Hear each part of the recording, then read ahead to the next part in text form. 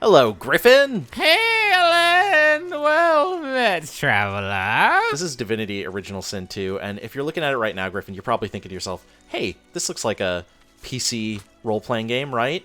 I mean, it looks like Divinity Original Sin, which I did play, so thanks for the vote of confidence there, Phil. Absolutely, absolutely. But there's something different here that you're not noticing yet. We are in a new mode for this game called the Game Master mode. And Griffin, I thought that you in particular would be able to enjoy this because I know that you have some experience with the Dungeons and Dragons. Is that correct? I do. So wait, what did we just see? What was that? Explain to me everything that's going on right now. Yeah, so this is a whole party of players. I'm one of them. I'm this lady dwarf player. But we just wandered upon a scene in a forest, and we got this little vignette, is what they call it, that popped up. And, there's a wolf by a dead horse, and we're going to choose... Ain't that how it always goes? We're going to choose what we want to do, and we're all going to kind of vote on it. The way that the Game Master mode works is it's basically Dungeons and Dragons, but within the game engine for Divinity Original Sin 2.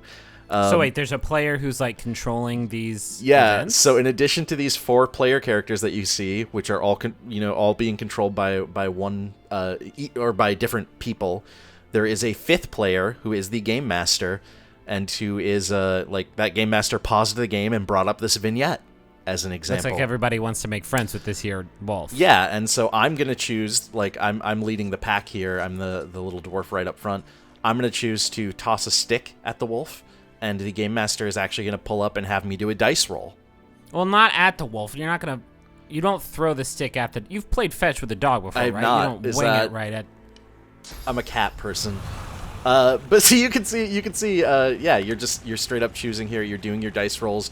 The game master is looking at my stats and comparing, what they have to, I have do I have a 12 in wits or whatever it is, and the thing that is worth mentioning here as well, this is actually what we are playing through right now, is a D&D campaign. It is or a module. It's the Lost Mine of Phandelver, which is that's like the one. Yeah, I've done that one a few times now. It's the starter one, right, for D&D 5th edition.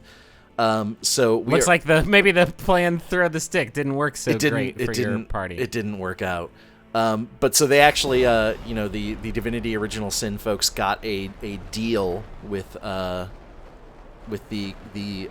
Wizards of the Coast folks, and were able to show off this module in here. They have not been able to say yet whether or not the module is going to be in the game at release, but I gotta imagine at this point. So, walk me through this. Like, this is just like how Divinity works at this point, right? Except each player is controlling just one character. Yep, that's correct. And so combat is... That's hot as shit, dude. Hold on. I'm super into this now. So, like, are your characters, can they carry over between, like, different campaigns? Or? Yeah, absolutely. I believe that is possible. They're basically making it as flexible as humanly possible, to the degree that, like, if you want, you can actually go outside the game itself, and let's say, like, there's a type of creature that's not in the game, but that is in the campaign you want to create, or the module you want to create. You can create a model for that character and import it into the game and put it on Steam Workshop so that everybody else can get it. What the fuck? That's really, really cool. You can create your own maps. There's a really simple level editor. And then if you want to make more complex ones, again, you can go outside of the game and kind of do that. I'm going here to show off some really cool combat stuff. We're in this scenario now where we've kind of been ambushed by these goblins in this little fort area. And there's one up top here that's causing us problems. And we're going to, as soon as this person figures out how to aim, we're going to do something kind of cool with them.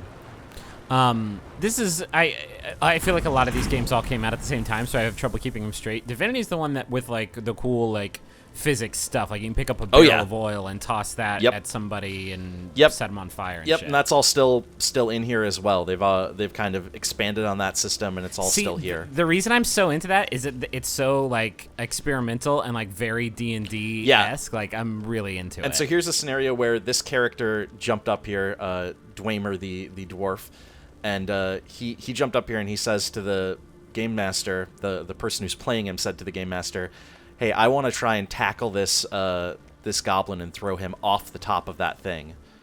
And so like he just messaged him, or no, I mean, we were all in a room at the time, but you could theoretically like you could be on Skype. Okay. You could be and so they did a roll and it worked. So he tossed that goblin right off of there. The game master just clicked and grabbed that Yep. fool and just chucked Yep. him. And we're gonna switch over to the game master's vision here. You see here I have a flower pot and I'm trying to throw that at this grunt because that's just in my character. But I didn't have enough AP. Didn't have quite enough AP to do so, unfortunately. But yeah, that's the kind of flexibility we're talking about. Is like even within the combat, the combat's operating under the rules of Divinity: Original Sin, but you can do the D&D stuff. You can do I love like, that you were on fire and you're like, I've got to throw this flower pot at somebody. Yeah, no, that's just how Philco rolls. So here we're seeing the game master's view here, and you see like we're trying to interrogate this goblin. He's requesting a roll with the character who wants to interrogate, having them roll for their intelligence stat. Checking the stats here, jumping into the menu. You can do there's so much you can do from here. You can spawn in any creature in the game. You can spawn in any items in the game. You can create effects like smoke or fire or explosions. You can change the time of day. You can even change the music, which they didn't have the music playing during this, that we could all just hear us talking and stuff. But yeah, you can. There's so much you could see there that they were just choosing which reward or what reward to give, how many experience points for surviving this encounter. It's this extreme level of freedom. That's really here, cool, man. Well, we're still messing around in that map. The game master is hopping over to the next map to start setting stuff up and putting it in place, changing the time of day, Whoa, changing okay. it's like all of this cool stuff that you could you're just kind of getting it ready, and then it's you let the party in there and let it play out, and weird stuff happens. We went in a very strange direction with this campaign. You can see here he's doing a roll for checking for this mine, trying to disarm it. That is, and he's gonna win the roll, and then the game master is gonna put the mine into his inventory. But yeah, this is a cool direction for Divinity Original Sin 2 to go in. The first Original Sin had multiplayer, it had co-op multiplayer, but it definitely was not anything to this degree. It was really just playing through the core game. Yeah. So for them to do this, and it in my opinion, I mean, I obviously haven't played everything, but this feels like the closest a game has ever got to really replicating that feel of playing D&D stuff. Of like that freedom and just being able to mess around and figure stuff out. Yeah, this seems neat. Like, I need to try it because there's a lot of services now. Not necessarily, I guess, like games, but like stuff like Roll20, totally, junk like that like replicate the experience really well without a bunch of like stuff getting in the way.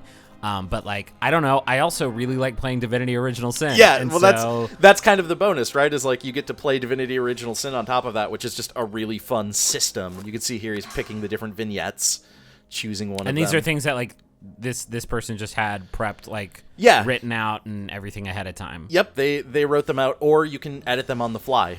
So if there were two options here: enter the well or stay above ground. But if we had a third thing that we wanted to do, they could edit that in and have us vote on it. And in fact, we ended up choosing like a weird alternate path of like tossing explosive barrels down the well and blowing them up. It's just it's incredibly fun. I had a blast playing it. And I can't wait for it to be out. I mean, Original Sin 2 is out as in early access now, but this mode will not be available until the full game is released, which I believe is planned for later this year. So not too far away.